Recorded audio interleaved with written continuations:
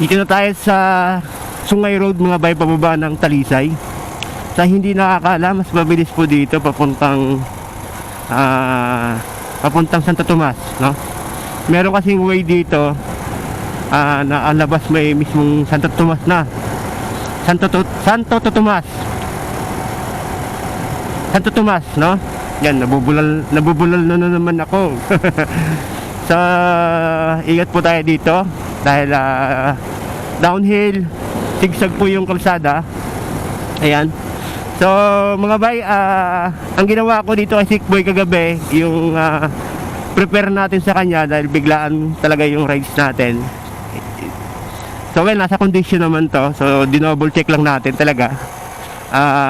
Ang ginamit ko na po na langis sa kanya ay yung Shell Advance na fully synthetic, no? 10W40 na klase, no? Kasi long drive yung gagawin natin, kaya nag fully synthetic ako. Kasi pagka doon lang ako mga bay, yung mineral lang na langis, yung premium mineral lang na langis ang gamit ko. Kasi doon lang naman, no? Kasi ngayon lalayo tayo, kaya ginamit ko na yung medyo magandang langis talaga. Ayan. Kasi mas maganda daw sa long drive yung mga full synthetic. Yun ang kwento sa akin, no? Wala pa tayong masyadong idea sa mga langis-langis. Ayan. Dati, dumadaan kami sa San Pablo pagka pumupunta kami ng Calawag. So napaka-traffic doon. Kaya kami nag-iibaan. Medyo malayo doon pero tuloy-tuloy ang takbo. Halos kung walang traffic sana sa San Pablo, mabilis sana ang way doon, no? Papuntang Quezon, no? Or papuntang Lucena. Yan. Kaya sa ano rin kami nagdadaan sa ibaan. So napakaganda rin ng kalsada doon. At hindi ganong hassle, wala ganong traffic. So matatraffic ka lang naman yung sa bayan ng Rosario at ibaan. Pero well, hindi naman ganong katagal ang traffic niya. Unlike sa San Pablo talaga. Yan, Alaminos, no? Yan. So andaan natin mga bay, Talisay. So mamaya sa Tanawan. Hindi na ako aabot sa mismong bayan ng Tanawan. Meron pang shortcut dito na ang labas talaga ay Santo Tomas. Yan. Yan, sigsag mga bay. So, ano pa bang niready ko sa kanya? Of course, ni-check ko na rin yung ating mga wheel bearing, no? Kahit na ibagong palit yung sa likod nito eh. Ang sa harap hindi. Wala pa namang alog, no? So, well, pagka masiraan na lang, wag naman sana. Madali lang naman yung bearing nito, wheel bearing nito, kasi common lang naman. Hindi kagaya ni Greeny o ano yung 650 natin. So ito ang gamit ko mga bay, kasi may problema na naman si Greeny. Ayaw na naman mag-charge, so baka nasira na naman ulit yung stator. Okay, no? So sabi naman ng Ninja Shop, i-double check na lang lahat kung ano ang problema, bakit ganun lagi, no? Ayan. So kapit lang mga bay. Pagka babalik ako mamaya once na maliwanag talaga yung palibot para makita ninyo yung ganda ng lugar na dadaanan natin. So alam nyo naman kung ano madadaanan kong bayan, di ba? No, dadaan tayo. Ngayon kasi ako nakamotor lang, maliit pa, service road tayo. Dadaan tayo ng Chaong, yun, San Pablo, Sariara, Candelaria. Okay, no, tapos sa Lucena, Pagbilao, at Timunan, no, yan ang mga dadaan natin, Gumaka, Lopez. After nun, Calawag na. Okay, no, pero pagdating mo sa bayan ng Calawag, malayo pa yung sa farm. Mga 1 oras pa takbuhin mula sa bayan ng Calawag yun. So medyo matagal-tagal pa yun. Ayan, so kapit lang mga bay. Sama. Ayan mga paps, balik tayo sa ating usapan. Dito na ako sa Lucena. So mga 1 hour na ako nandito. So ngayon lang ako nag-open cam ulit dahil nagpahinga tayo saglit. Okay, no? So grabe, ang saya makasabay yung mga big bike kanina, no? Mga BMW, no? Motorcycle Tourism Philippines, no? Shout out. So nakabuntot tayo kanina sa kanila. Yan, so time check, alas 7 na po ng umaga. Mga isang oras na ako, mga alas 6 nandito na ako pala. Kami tuloy. Nandito na ako sa Lucena. So umalis ako sa bahay mga around mga almost 4:30 na ng madaling araw. So isang oras may git yung biyahe ko papunta dito. Dahil maaga pa naman, hindi pa siya gano'ng ka-traffic. Wala pa gano'ng nakakasabay na sasakyan at truck na mga ganun. Yan, so amoy amoy coconut. Mga galit yung takbo kanina dahil nakabuntot nga ako sa mga BMW, no? Sila, no? So dito na tayo magsisimula mga bay. Yung ganda ng ating kalsada, ang ganda ng tanawin, no? So Lucena after neto mga bay ay Pagbilao, no? Pagbilao, bayan ng Pagbilao, and then Atimunan. Doon na natin madadaanan yung Bitukang Manok. Pero parang ginagawa ang kalsada doon sa itaas, so hindi ko lang alam kung open. Kasi pag galing ka sa kabila, yan, so yung gasolina natin nasa kalahati, no? So napakaganda bumiyahe dito pag lalo na pag mga gantong oras. Hindi masyadong masakit sa balat yung araw, medyo makulimlim, and then mukhang alam nyo naman masama ang panahon, lagi nag-uulan. So ingat po tayo mga bay. Lagi sinasabi, no? Yan, so nabasa ko yun sa page talaga na nag-invite sila na pupunta sila ng Bicol. Alam ko patawid sila ng isla, baka padait yung mga yun. No, Tabaco, no? Pilipinas. Yan.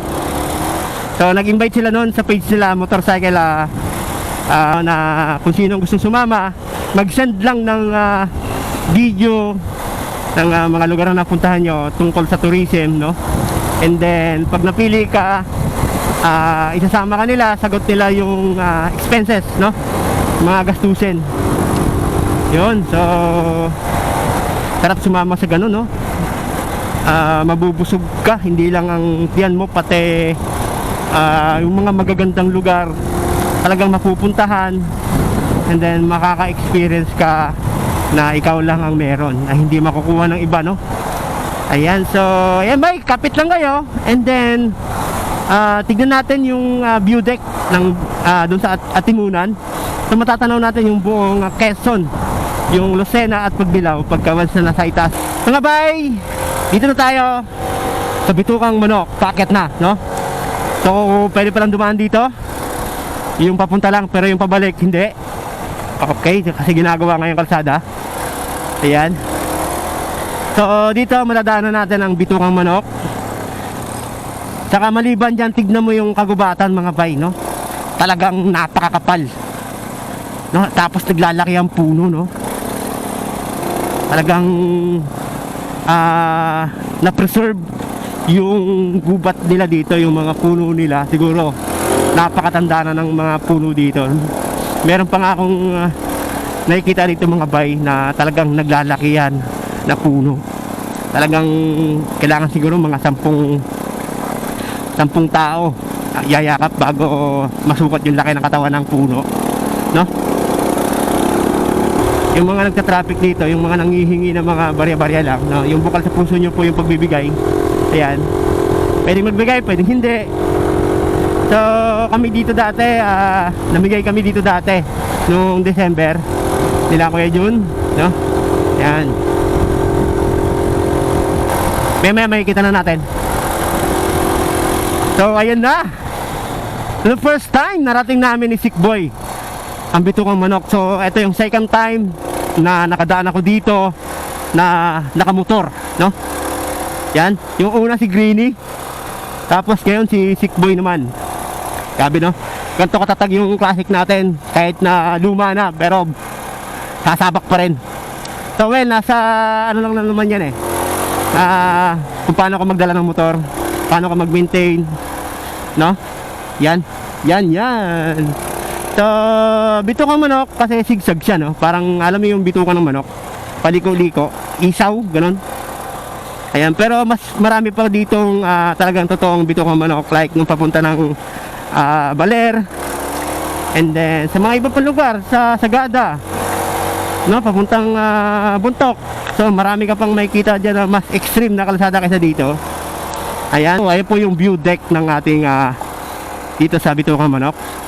So ito pala yung mga nakasabay natin kanina, no? No, yan yung mga nakasabay ko kanina, mga bay. So, sabi ko sa'yo, aabutan ko sila eh. Mga BMW na Motorcycle Philippines Tourism. Yan, sila. So, dito rin matatagpuan ang park nila, no? May mga statwa dito ng mga iba't ibang klase ng uri ng hayop na pwede kang pumasyal, magpa-picture, and then mag-relax. And then, tawag dyan. So, mamaya bababa na naman tayo. Ayan, so pagkatapos na itong bundok, mga bay, ang makikita mong kagandahan naman ay yung dagat, no? Dagat ng Atimunan, ng Gumaka, no? Ayan, at ng Lopez. So, kapit lang, mga bay. Balik tayo ulit pagka once na nasa ano na tayo, natawag nito, yung tabing dagat naman ng ating masisilayan. Well, dahil nasilayan na natin ang kagubatan ng Atimunan dito sa bundok na ito, boundary, no? So dahil well, nilagay nila Atimunan na, baka Atimunan na talaga to. Charot. Yan, mga bay, dito na tayo sa Atimunan, no? So lalagpasan na natin ang bayan ng Atimunan. So pagbaba mo ng bundok doon sa Bituang Manok, tatakbo ka pa ng mga ilang kilometro, and then way to Bicol pa rin, no? Way to Bicol. Ayan, o. Ayan, mga bay. So, dito tayo, kanan. So, sa bayan na ito, yan, ang napakaaliwalas na karagatan ng Quezon. Yan. So, kung hindi man kita sa cam dahil against light, so, well, napakaganda ng dagat dyan. Napakalinis. Yan, yung maaliwalas. Ayun, o. Walang kaalon-alon. Nandun lang yung araw, no, natapat sa camera natin. Ayan, so dito marami rin tayo ditong masasarap na kainan. Napakaraming humihinto dito para mag-take ng picture, mag-relax, magpahinga ng konti, at syempre kumain na rin, no? O kaya yung may mga baon na pagkain at dyan na lang din humihinto para kumain. So sa unahan naman na ito, mga bay, meron naman doong maraming mga restaurant. So, yun, mga bay. So, stay lang kayo dyan.